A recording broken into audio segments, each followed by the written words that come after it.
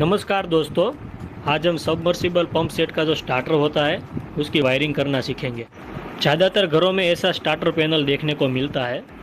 देखिए, इस स्टार्टर में ये सारे कंपोनेंट लगे होते हैं। इसमें ओवरलोड प्रोटेक्शन के लिए एमसीबी यूज़ होती है। हमारा पंप सेट कितना एम्पियर करंट ले रहा है उसके देखने के लिए ये मीटर लगा होता है। सप्लाई वोल्टेज देखने के लिए वोल्ट मीटर लगाया होता है। उसके बाद एक स्टार्टिंग कैपेसिटर और एक रनिंग कैपेसिटर लगा होता है। मोटर को स्टार्ट करने के लिए एक पुश बटन होता है। अब हमारा जो इनकमिंग पावर सप्लाई और आउटगोइंग पावर सप्लाई है उसको कनेक्ट करने के लिए ये टीबी लगाया जाता है। ये वाला पुश बटन दबाने से वोल्ट मीटर ऑपरेट होता है।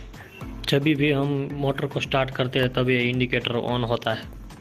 अब इस स्टार्टर पैनल में सबसे पहले पावर सप्लाई को लाके कनेक्ट कर देते हैं।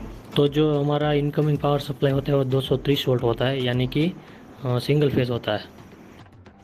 तो अब पावर सप्लाई का जो फेज वायर है उसको पहले टर्मिनल में और न्यूट्रल वायर है उसको दूसरे टर्मिनल में कनेक्ट करते हैं।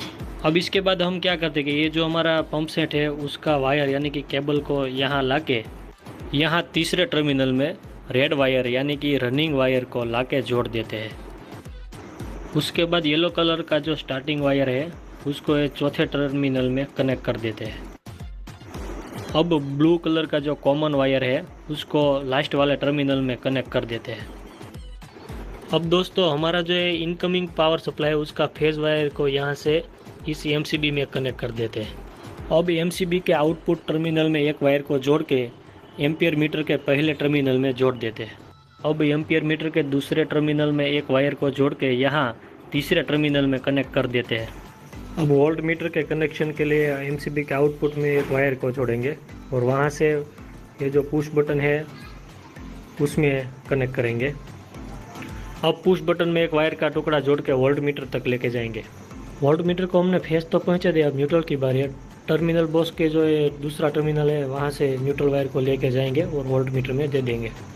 दोस्तों, आपको ये वीडियो अच्छा लगे तो लाइक करिएगा, शेयर करिएगा और सब्सक्राइब करना मत भूलिएगा। दोस्तों, हमारा जो पंप सेट है उसको स्टार्ट करने के लिए स्टार्टिंग कैपेसिटर का यूज़ होता है, इसलिए अब हम दोनों कैपेसिटर का वायरिंग करेंगे। ये वाला फेज वायर से हम एक वायर को जोड़ के स्टार्टिंग पुश बटन में दे देंगे। अब पुश बटन के आउटपुट में से हम स्टार्टिंग कैपेसिटर में एक वायर को जोड़ देंगे। अब दोस्तों, स्टार्टिंग कैपेसिटर का जो दूसरा वायर है और रनिंग कैपेसिटर का जो एक वायर है उसको साथ में मिला के हमारा जो टीबी है उसमें स्टार्टिंग वाला टर्मिनल है वहाँ पे कनेक्ट कर देंगे, यानी कि चौथे टर्मिनल में हम कनेक्ट कर देते हैं। दोस्तों, हमने स्टार्टिंग कैपेसिटर का तो कनेक्शन कर दिया, अब रनिंग कैपेसिटर की बारी है।